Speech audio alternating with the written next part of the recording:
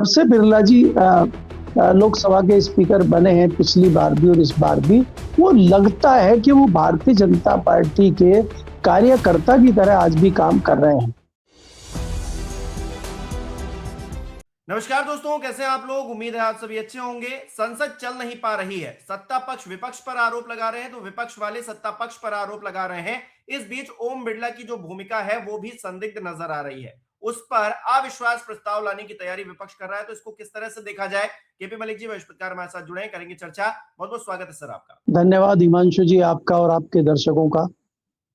Sir, देश की सबसे बड़ी पंचायत में जो अध्यक्ष हैं लोकसभा के, उनके खिलाफ अविश्वास प्रस्ताव लाने की तैयारियां की जा रही विपक्ष की तरफ से। इसको किस तरह से देखें, मतलब क्या प्रतिक्रिया आपकी है कि संसद के भीतर जो मुखिया है उसी पर अविश्वास है उन सांसदों को जो विपक्ष में बैठे। देखो हिमांशु जी, अगर हम इस सारे मामले को देखें, जब भी कोई सरकार बनती है तो उसमें एक स्पीकर होता है और मुख्यतः स्पीकर जो सत्ताधारी दल होता है उसी का होता है।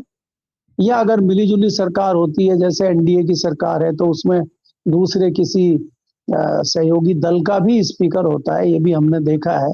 वाजपेयी की सरकार में शिवसेना के मनोहर जोशी जी स्पीकर रहे हैं, टीडीपी के स्पीकर रहे हैं।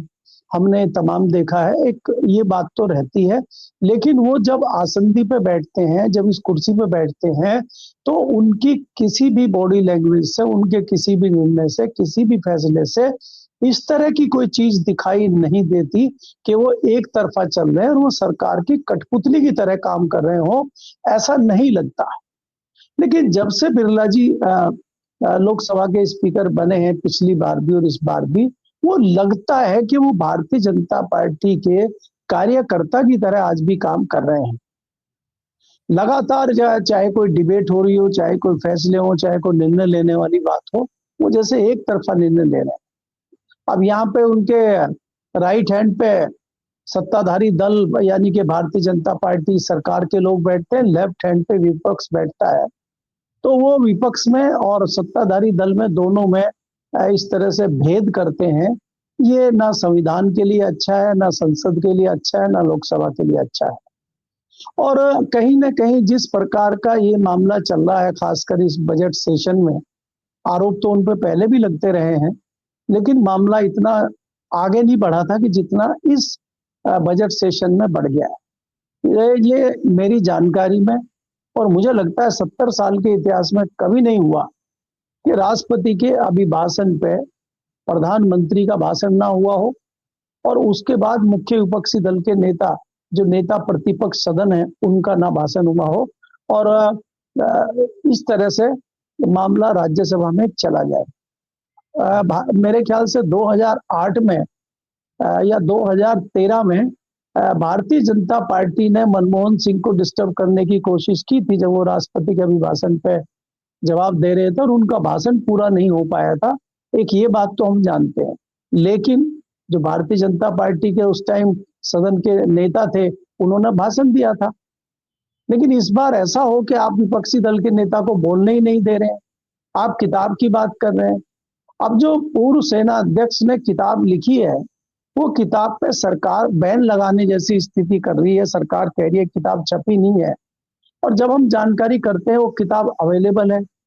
अगर वो किताब अवेलेबल है तो इसका मतलब वो प्रिंट हो चुकी है। तो इसको मोटा मोटी तौर पे हम ये कह सकते हैं किताब प्रिंट तो हो चुकी है, वो अभी सर्कुलेशन में नहीं आई है उस तरह से, क्योंकि कई जगह वो किताब उपलब्ध है। और राहुल गांधी अगर उसके कुछ पन्ने पढ़ना चाहते हैं, उसमें कुछ उदाहरण देना चाहते हैं, तो इसमें सरकार इतनी डरी हुई क्यों है? ऐसा क्या है उस किताब में कि सरकार के लिए खतरा बना हो? क्या सरकार किताब से डरी हुई है, या राहुल गांधी जो दूसरी तमाम चीजें चल रही है उन पर भी बोल सकते हैं, उससे डरी हुई है? तो यहाँ जो सरकार का डर है, उस डर से बचाने के लिए एक निर्णय स्पीकर ने लिया और उन्होंने इस तरह का एक व्याख्यान संसद में दिया और उन्होंने कहा कि जिस प्रकार से विपक्ष संसद में आचरण कर रहा है, कुछ विपक्ष की महिला सांसद जो है प्रधानमंत्री पे हमला कर सकती हैं, और उनके सांसदों ने तो आगे तक बढ़ के कह दिया कि शायद काट लेती, इसलिए जो है वहां रोक दिया गया उनको और स्पीकर ने कहा कि मुझे पहले ही आभास हो गया था, मुझे जानकारी मिल गई थी, इसलिए मैंने आग्रह किया प्रधानमंत्री से कि आप सदन में मत आइए। तो क्या ये इसका समाधान था? क्या ये प्रधानमंत्री उसके बाद सदन कभी नहीं आएंगे? और उसके बाद प्रधानमंत्री को अगर इतना खतरा सदस्यों से था, तो कांग्रेस के सदस्य तो राज्यसभा में भी थे। फिर राज्यसभा में 1.5 घंटा कैसे प्रधानमंत्री बोल लिए, वहां तो कोई दिक्कत उनको नहीं। तो ये जिस प्रकार का एक मैसेज दिया है, जिस प्रकार का एक इन्होंने वक्तव्य दिया है स्पीकर ने, अब ये इनकी गले की हड्डी बन गया है। इसी को देखते हुए जिस प्रकार से विपक्षी दल ने एकता करके इनके खिलाफ अविश्वास प्रस्ताव लाने की बात की है, मुझे लगता है ये बहुत गंभीर मामला है और अब इस मामले में हमें सरकार गिरी हुई नजर आ रही है। अगर मैं थोड़ा सा टेक्निकल मामले पर प्रकाश डालूं हिमांशु, तो इसमें ये होता है कि हमें कोई भी प्रस्ताव पेश करने के लिए कम से कम 50 सदस्य चाहिए, उनके साइन की चिट्ठी वहां पे जो है देनी होती है और उसमें फिर जो है 14 दिन पहले स्पीकर को लिखित नोटिस देना पड़ता है कि हम अविश्वास प्रस्ताव ला रहे हैं। तो अब 14 दिन तो हाउस अब खत्म हो गया, बीच में अब मार्च में शुरू होगा, तो तभी ये चीज होगी। इसके अलावा सदन में स्पीकर की अध्यक्षता नहीं कर सकते सदन में इस पीरियड में स्पीकर, क्योंकि स्पीकर के खिलाफ ही ये प्रस्ताव है, तो इसमें स्पीकर किसी भी एक्टिविटी में भाग नहीं लेंगे। तो बहुत सारी चीजें हैं। अब ये मामला कहाँ तक जाता है, सरकार क्या करती है, देखना होगा।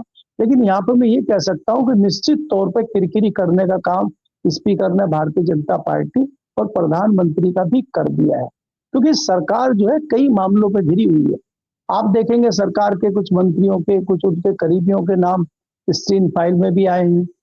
दूसरा क्या, जो जिस प्रकार से अमेरिका की डील हुई है उस पर भी उंगलियां उठ रही हैं कि भारत सरकार और उसके मंत्री को जानकारी देने को अभी तक ढंग से तैयार नहीं है।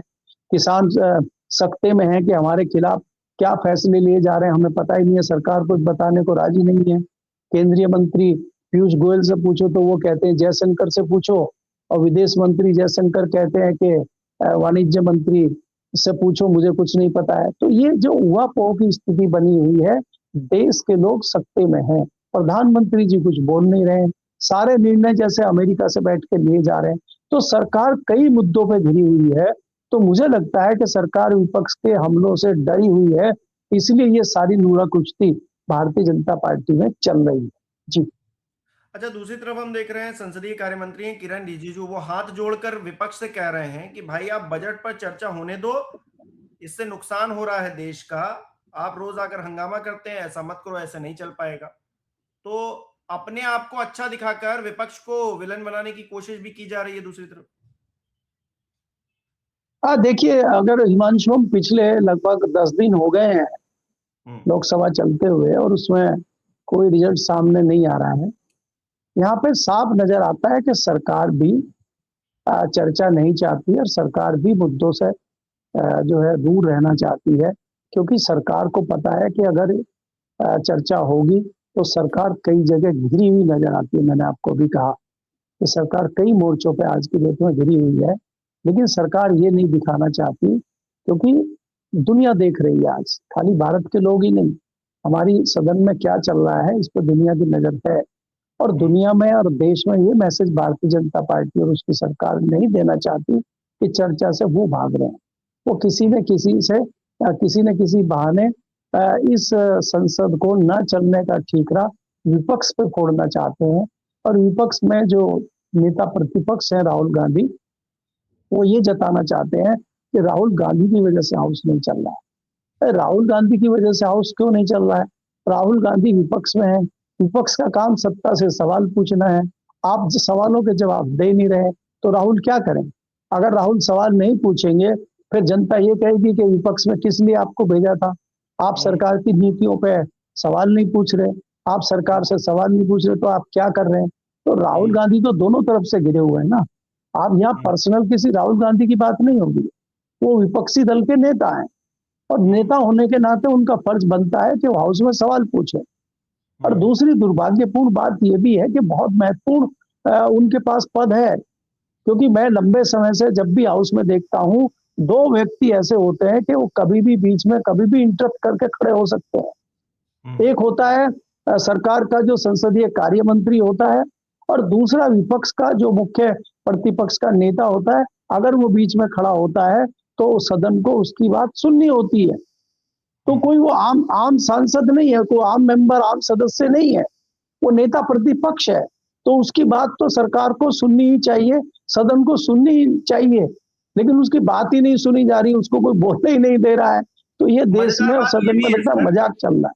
कि जी। केबिन में जाकर जब बातचीत करते हैं तो बिड़ला जी शायद कहते हैं कि भाई आपको अपना पक्ष रखने का मौका दिया जाएगा, सदन में आते हैं तो फिर से वही स्थिति कि आपको बोलने नहीं देंगे। तो ये क्या है, पीछे पीछे आप हामी भर देते हैं, आपको लगता है कि हमको हमारे जो है रिश्ते जो है ना खराब हो, और सदन में आते ही फिर से वही क्रियाकलाप शुरू हो जाता है। तो एक ये भी परिस्थिति है क्या, पीछे आप कुछ कहेंगे और सदन में जब लोग आएंगे तब आप कुछ और कहेंगे? ये तो कथनी और करनी में फर्क दिखा रहा है।